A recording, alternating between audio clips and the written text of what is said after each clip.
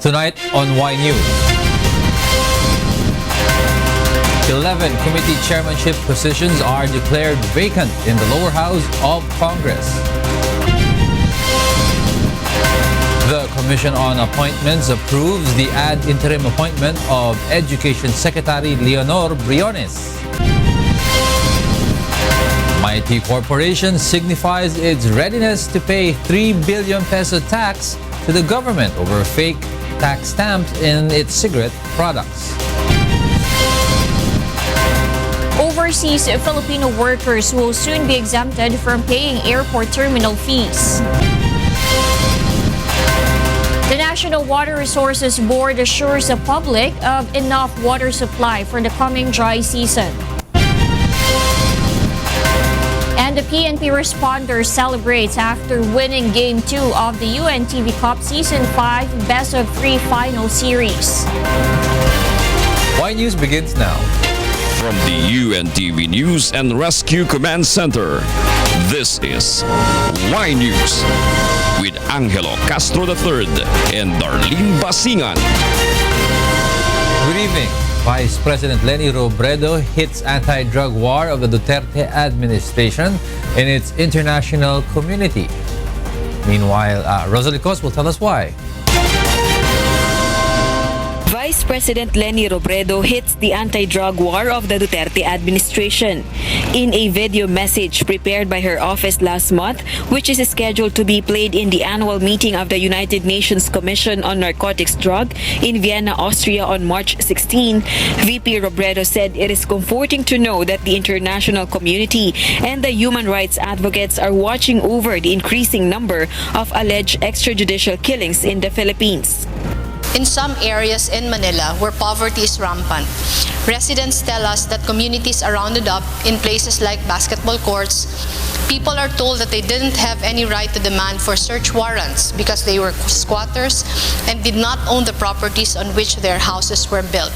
She also said the administration should be more transparent and reports must be precise since the anti-drug campaign utilizes public fund. 500 complaints have been forwarded to the Commission on Human Rights and recommended to the Department of Justice for filing of cases, but until now, she said, no one has been indicted. She also said killings will not resolve drug abuse. The solution is to design the proper health, education, and psychosocial interventions to prevent further drug use and help them transition into productive members of society. VP Robredo also expressed concern over the impending approval of the death penalty as well as the lowering of the age of criminality. We believe this to be a huge mistake because death penalty for non-violent offenses violate UN treaties and international human rights norms. In the end, she appealed to the chief executive to lead the nation in respecting the rule of law and also to the Filipino people to fight for their rights under the Constitution. Meanwhile, Chief Presidential Legal Counsel Attorney Salvador Panelo says VP Robredo's statements have no basis and she is misguided on the information relayed to her about the anti-drug war.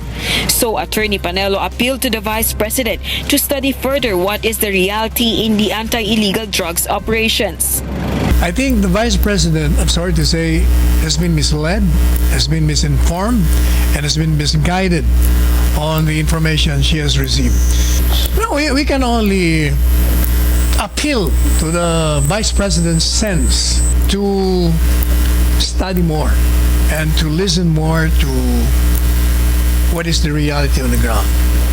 It is not true, as she stated in her video, that this is the result, the extrajudicial killings are the result of police operations. Not necessarily true. Some of them, yes, but most of them are coming from the infighting between the members of the syndicate. Also, Malacanang says VP Robredo has to be careful in her public statements. Presidential spokesperson Ernesto Abella says her allegations are unfounded and she has questionable sources. Rosalie Cos, UNTV News and Rescue, Malacanang. The Commission on Appointments has confirmed the appointment of the Department of Education Secretary Leonor Briones. Joyce Balancho will tell us why. With With no objection, the plenary of the Commission on Appointments has approved today the appointment of Department of Education Secretary Leonor Briones. But during the hearing of CA Committee on Education, Culture and Sports, Representative Julieta Cortuna questioned why the secretary hired consultants outside the department. Cortuna said she has information that some of these consultants are holding administrative positions in some universities in the country. Have you considered more or less assessing or having that assertion or critical thinking of considering first those existence or the existence of your 763 men and women before getting an outside consultants? This is why kailangan, Your Honor, your Mr. Chairman, ng outside consultants who can look at the agency from the outside.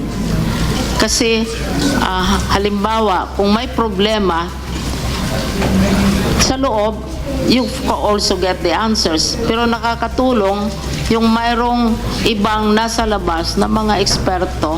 Briones also defended adding assistant secretaries and undersecretaries who will be in charge of monitoring how DepEd's budget is being used. I created 2 undersecretaries for finance. One to look into the utilization of the budget because this is the main problem. The monitoring, especially the coming in of reports, since we download the expenses up to the level of the schools. She also insisted that her old age and health condition will not hinder her from performing her duties. It is true that I use a wheelchair whenever I travel by plane. But everybody, I'm sure here, agrees that there is no correlation between the state of my knees and the state of my brains, as well as the capacity to analyze challenges, whether these be related to education, to finance, to politics, and the economy. Since today is the last day of CA session, those who did not undergo confirmation hearing are automatically bypassed. Among those who will be needing reappointment are Department of Health Secretary Pauline Ubial, Department of Agrarian Reform Secretary Rafael Mariano, Department of Social Welfare and Development Secretary Judith Tagiwalo, and Department of Environment and Natural Resources Secretary Gina Lopez. CA Chair Senator Coco Pimentel said there are reasons why the CA was not able to tackle their confirmation. There are different reasons for delay in the schedule. We lost 1 or 2 sessions of the CA because we reorganized the Senate. The nominees completed the records on different dates. Joyce Balancio, UNTV News and Rescue, Senate of the Philippines. Former Foreign Affairs Secretary Perfecto Yasay breaks his silence days after the Commission on Appointments rejected his ad interim appointment due to issues on his citizenship. Yasay says he holds no grudge and once again insists that he never lied to the Commission. Leslie Longbowen will tell us why. But I'll get it straight to you. Nagsinungaling ka ba talaga? Hindi. Former Foreign Affairs Secretary Perfecto Yasay has once again insisted that he never lied about the status of his citizenship when he faced the Commission on Appointments for the confirmation of his nomination. In an interview in the program Get It Straight with Daniel Razon, Yasay confirmed that he was granted U.S. citizenship on November 26, 1986. However, it was disqualified because he chose to stay in the Philippines after the martial law. Yan ang legal argument na kailangan maintindihan ng taong bayan. Dahil ang other option is kung you legally obtained U.S. citizenship, the course of action that you would like to take kung ayaw mo na maging American is to voluntarily apply for renunciation. I did not in 1986 apply for a renunciation, but I applied for a voluntary revocation of my U.S. citizenship. Yasay's alleged refusal to renounce his U.S. citizenship before being appointed as the Department of Foreign Affairs Secretary last year was also questioned. However, the former Foreign Affairs Secretary says it is clear that he is a Filipino based on the documents he has. It was revoked insofar as I understood it because in 1993 when I applied for a U.S. visa to enter the United States, I was granted a tourist visa. You will not be granted that visa if You are an American citizen. In the end, Yasay says he respects CA's decision to reject his appointment. I will be moving forward from here on. As I've said, I have always accepted with grace and humility yung desisyon ng ating Commission on Appointment. He is also confident that DFA will not reject his application for Philippine passport renewal, noting that it is his right as a Filipino. I have faith and confidence that they are career, they are professionals, they will not do that. I feel that it is the right thing to do to renew my passport because I qualify for the renewal. The former DFA official says he is open to serve in the government again if he will be offered another post. Leslie Longmoen, UNTV News and Rescue, Philippines. Senator Miguel Zubiri confirms that President Rodrigo Duterte has asked support from majority bloc senators during an intimate dinner yesterday. Joyce Balancho will tell us why. 15 senators attended a dinner yesterday with President Rodrigo Duterte at the Malacanang. Some senators said it was a light, intimate dinner while discussing issues on the side. There was no agenda, there was no expected output except that we get to have a dinner with the president and we get to know him better. It was just a fellowship dinner. A social, nothing official. We didn't even talk about anything official. The issue of federalism was even mentioned just in passing, merely in passing. Just simply a fellowship dinner. Senator Joseph Victor Ejercito, who also attended the dinner, said they have also discussed the proposed tax reform program. In addition, the president also mentioned receiving international intel report against Senator Laila de Lima. Explain lang niya na talagang merong, kumbaga, hindi trumped-up charges that there are basis, no, for filing those charges. Kasi intel nga niya is international intelligence reports. Some senators denied that the dinner was some sort of loyalty check by the president amid alleged destabilization plot. But Senator Juan Miguel Zubiri said the president has asked for their support and a chance to do his job. Sabi niya sa amin, bigyan niyo po ako ng pagkakataon na gawin ko yung aking tungkulin, and I promise we will do our best na sugpuin tong problema ng droga at kahirapan. Minority Senator Antonio Trillanes IV, on the other hand, is not worried over the intimate meeting of senators and the president. That's routine. It's a social dinner, I can imagine. Being a member of the majority, obligado kang pumunta ron. Yeah. Pero not necessarily ang impression doon parang lahat yun Duterte allies. I don't think so. Hindi. The senators remain independent, I believe. While they're also members of the majority bloc, Senators Gringo Honasan and Panfilo Lacson were not present during the dinner meeting.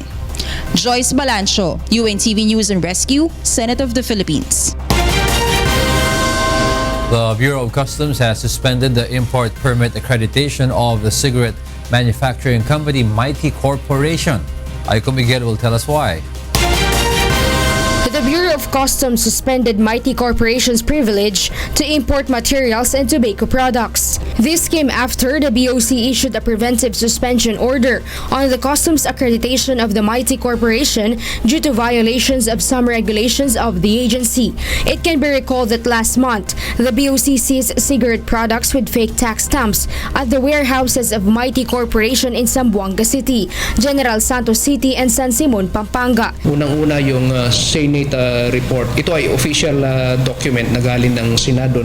Another reason is yung issuance ng WSD or the warrant of seizure and detention na ni-issue ng collector sa Zamboanga in connection with the seizure of cigarettes with fake or counterfeit tax stamps. The Customs also has a document from the Fiscal Intelligence Unit of the Department of Finance, which revealed the undervaluation in the importation of cigarette manufacturing materials of the Mighty Corporation, which reaches more than 100 million pesos.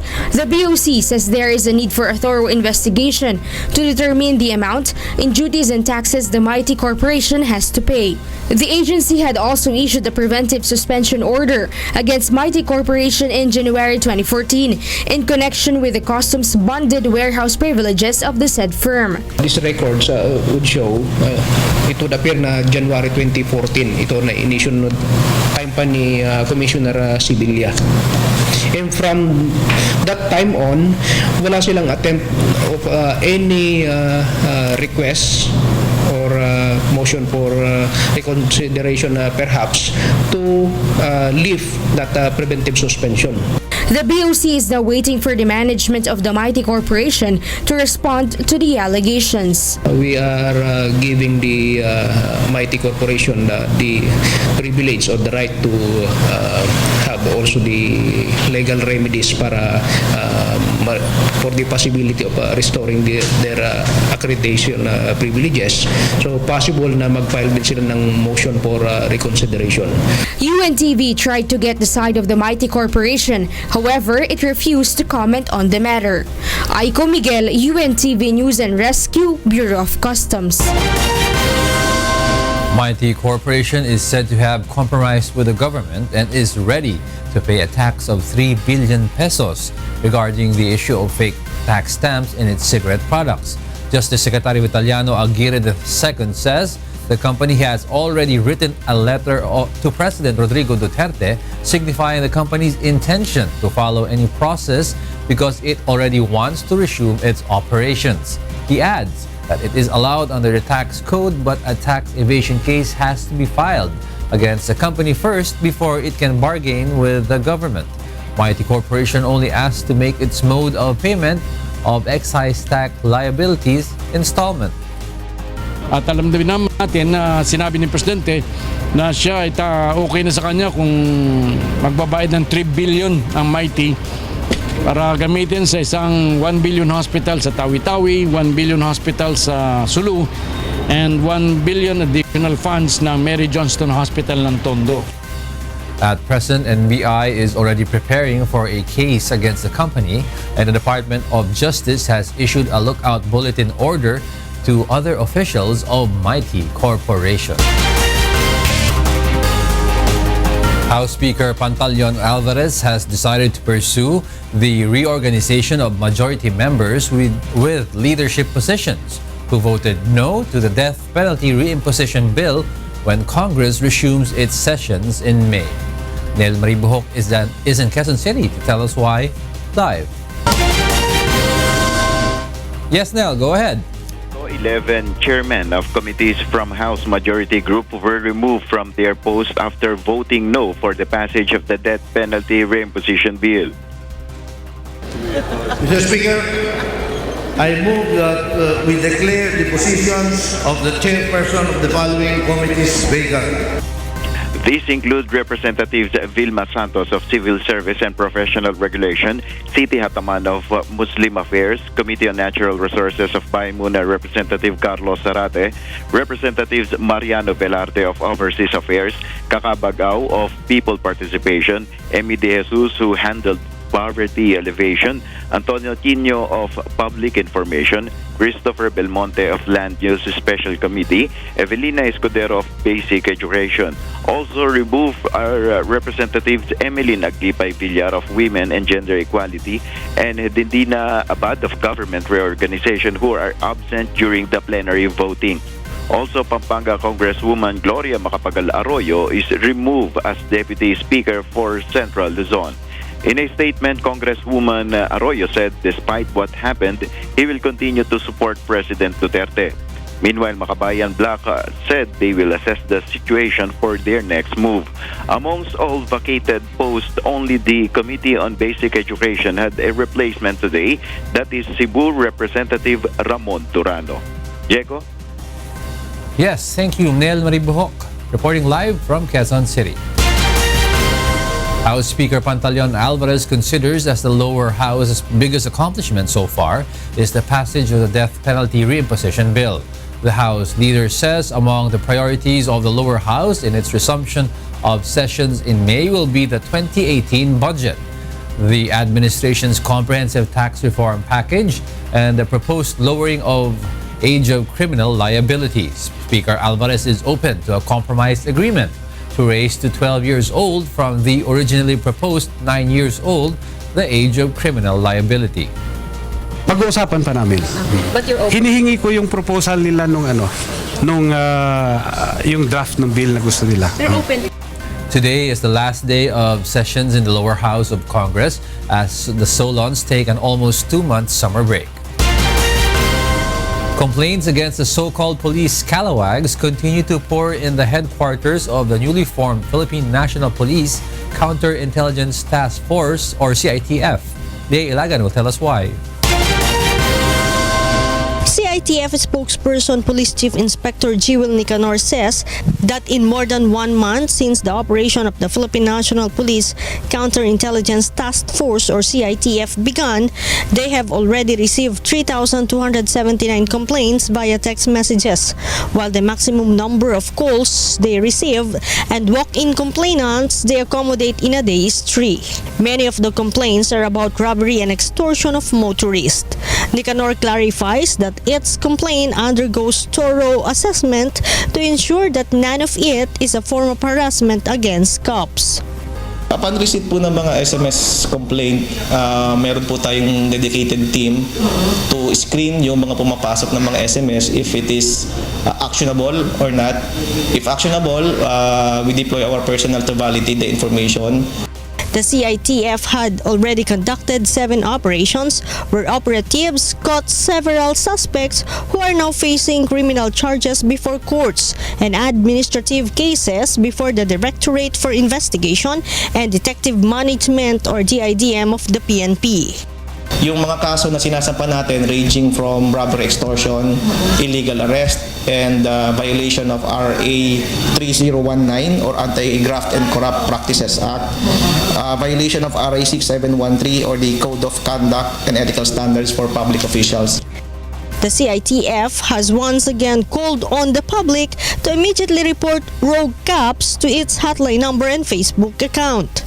The police unit also vows to hide the identity of the complainants who worry about their safety. It is our utmost concern po to secure the identity of those complainants. Siyempre po, hindi po namin dinadivulge yung mga complainant po natin. Binibigyan po natin ng napakalaking importansya yung identity ng mga nagbibigay sa atin ng impormasyon. Lea Ilagan, UNTV News and Rescue, Camp Crame. The Supreme Court asked for all the records of the cases of Senator Laila de Lima. Chief Justice Secretary or Chief Justice Maria Lourdes Sereno has given de Lima's camp until Friday, March 17 to submit the copy of their petition to the Court of Appeals and the transcript of the hearing of the Muntinlupa RTC Branch 204 on the motion of the Senator. Meanwhile, the Office of the Solicitor General has ordered to submit all records of the preliminary investigation and a copy of DOJ's resolution on de Lima's case. The court also asked for the transcript of the Senate and the House of Representatives hearing on the believed drug trade and a copy of their committee reports. The SC will again hear de Lima's petition on Tuesday. Authorities target to file charges against the perpetrators of the BANSALAN ambush by March 24. Meanwhile, the Davao Region Police caused the incident inhuman based on the initial results of the investigation. Victor Cosare will tell us why. The police have already identified some of the perpetrators of last week's ambush in Bansalan, Davao del Sur that killed 4 police officers. Davao del Sur Police Chief Senior Superintendent Samuel Gandingan says a rebel who surrendered to the military provided information on the identities of those involved in the ambush. Authorities will be filing multiple murders and frustrated murder charges against the suspects by March 24. Meanwhile, Davao Region Police Chief Superintendent Manuel Gairlan refutes the statement of the New People's Army that there was an encounter on the day of the incident. He says investigations reveal that no empty shells belonging to the firearms of the police have been recovered in the crime scene, indicating that they were not able to fire their weapons. Empty shells recovered near the police mobile match the shells that were recovered from the possession of the assailants. Also, investigation reveals that PO1 Saro Mangotara, who was seated at the back of the patrol car, survived the first round of gunfire since no traces of his blood was found at the back of the vehicle. Authorities believe that while he was still alive, he was made to kneel down before being shot at close range.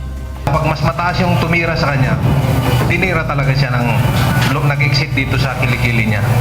So malaking posibilidad talaga na buhay siya at pinatay lang siya nung pinalinya na sila doon sa malapit ng mga doors ng patrol cars na yun. Naghinto yung putukan tapos narinig ko na huwag kayong sa Tagalog, huwag kayong mapaputok, mag-clear muna ako sa baba. Tapos after noon, nagpaputok sila ulit. SOCO investigator PO3 Alan Arnado does not have a clear picture of what really happened to his comrades during the incident since he was trying to hide after jumping out of the vehicle. Gumapang ako, hindi ko na yung buhay ko. Hindi ko alam kung ano nangyari sa kasama namin. Kasi volume of fire na po. May sapa kasi dyan. Sapa na maliit. Kanal. Oo, dyan ako nakapasok. Aside from Alcantara, SOCO investigator PO3 Jeden May Rabor also showed signs of being shot at close range. This is plain and simple murder already. Hindi na ito napaka-inhuman. Pursuit operations are underway for the perpetrators of the criminal act.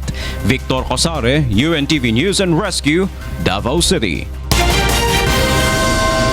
An amendment on the anti-distracted driving law is now being pushed in the lower house of Congress. Monokson will tell us why.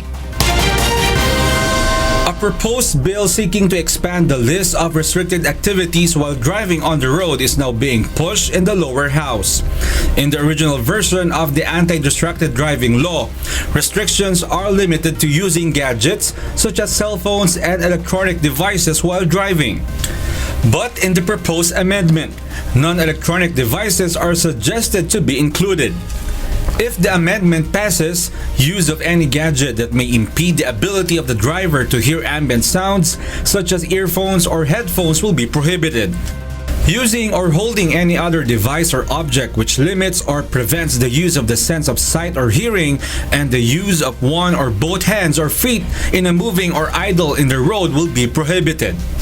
Muntinlupa Representative Rufi Biazon admits that the law is inadequate. That is why an amendment is needed. Hindi naman natin ma-specify each one. Kaya ang terminology dapat as wide as possible na ma-cover natin yung mga pero yun nga, yung na-obserbahan ko doon sa batas na yan ay may room for improvement. Using GPS devices as long as the driver is not holding it is allowed.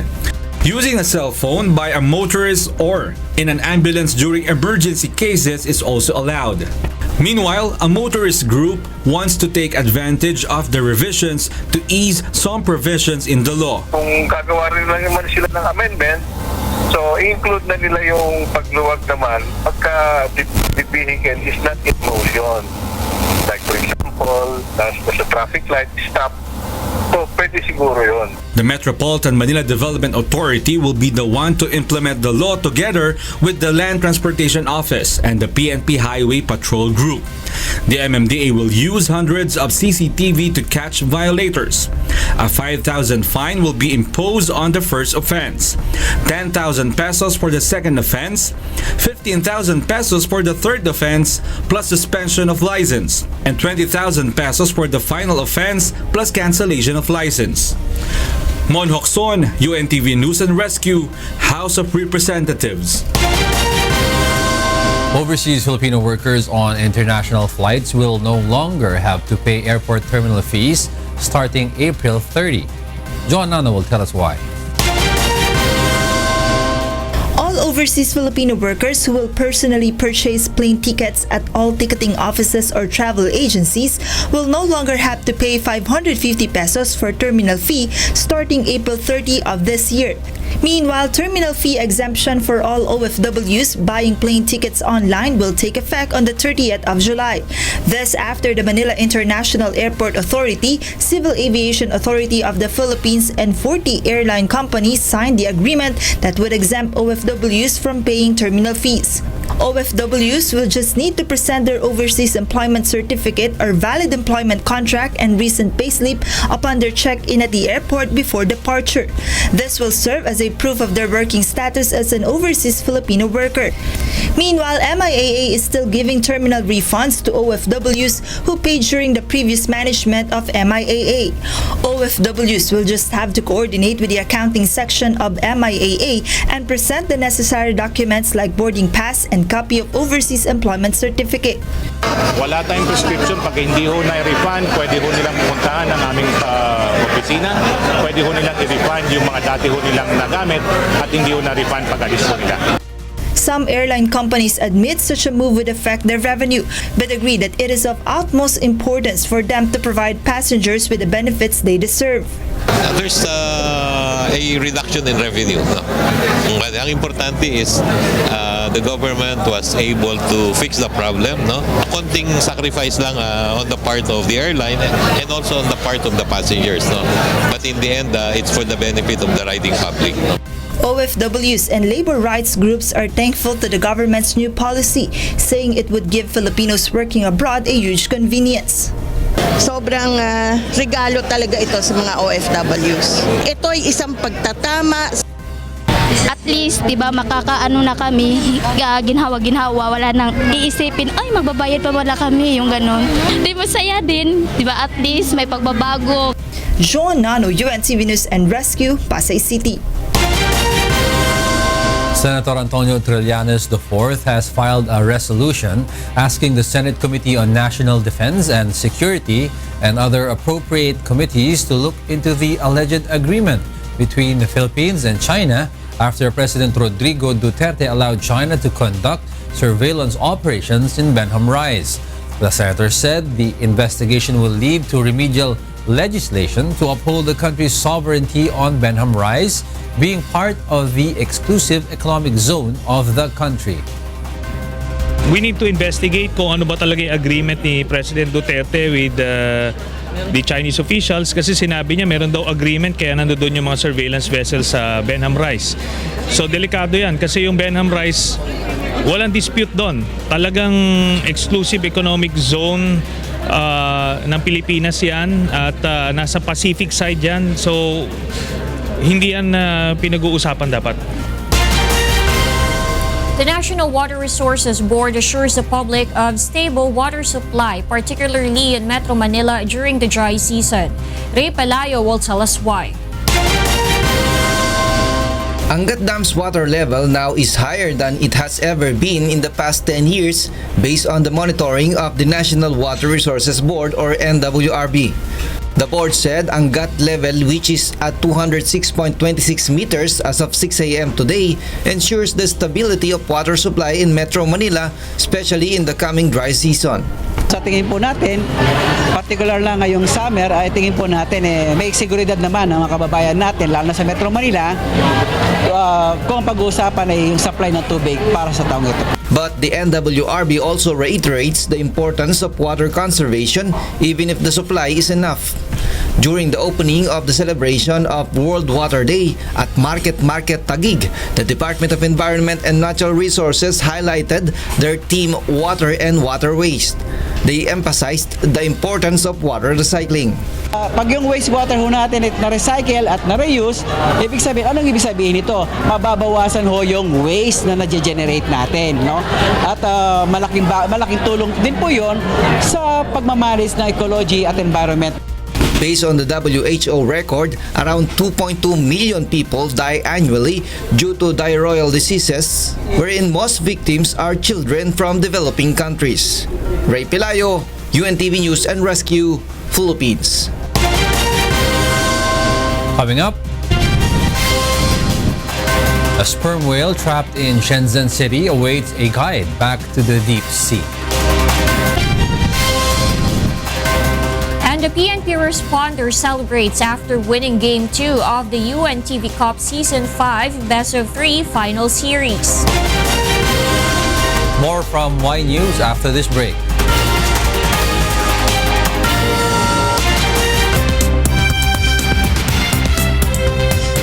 A sperm whale trapped in Shenzhen City awaits a guide back to the deep sea.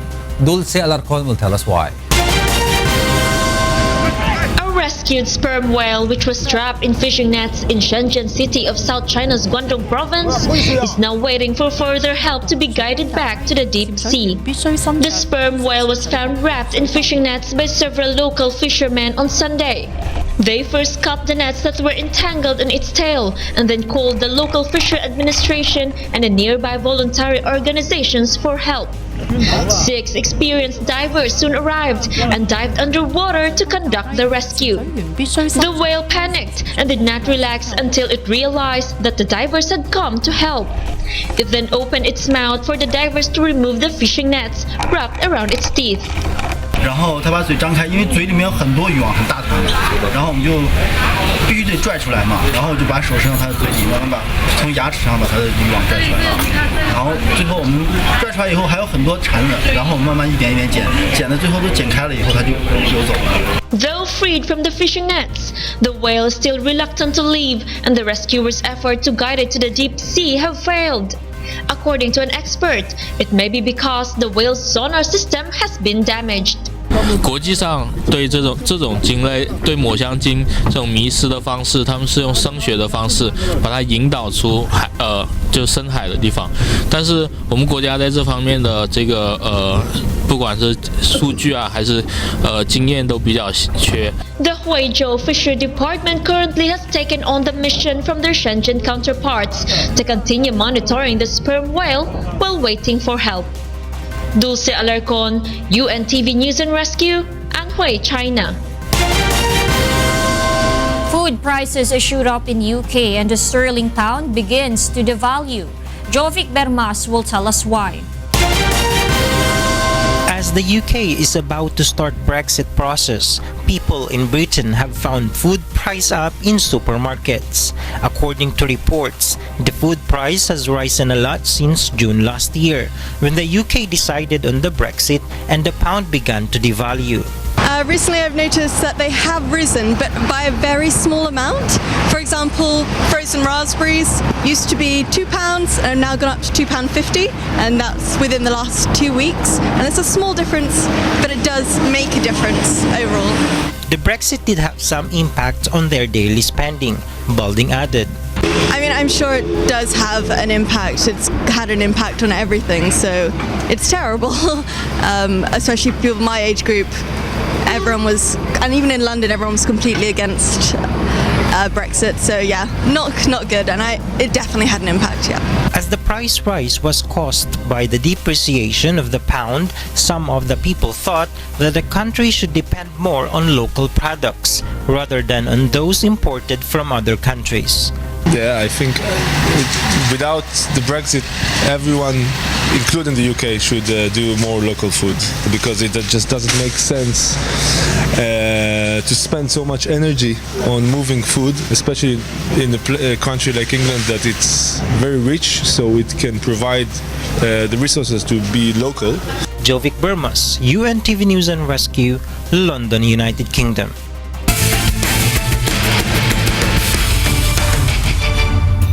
PNP responder celebrates after Game 2 of the UNTV Cup Best of 3 final series. Bernard Dadis will tell us why. Luis Nagaz all the way, overshot, and that'll do it. The PNP responders raised their game to the next level as they tied and extend the best of 3 UNTV Cup final series versus the Malacanang Kamao. This was made possible by a strong starting roster composed of Anton Tolentino, Rodel Ungutan, Harold Santa Cruz, Abul Kair Bayabaw, and Olan Umiping. Now, may nangyari sa game kaya kami naiiwan kasi may mga hindi kami one page eh. So, we really need to work it out. A strong bench also geared the policemen to their victory with their tough offense and strict defense, limiting the shooters of the Malacanang. The ball game ended with 67-61 on the scoreboard.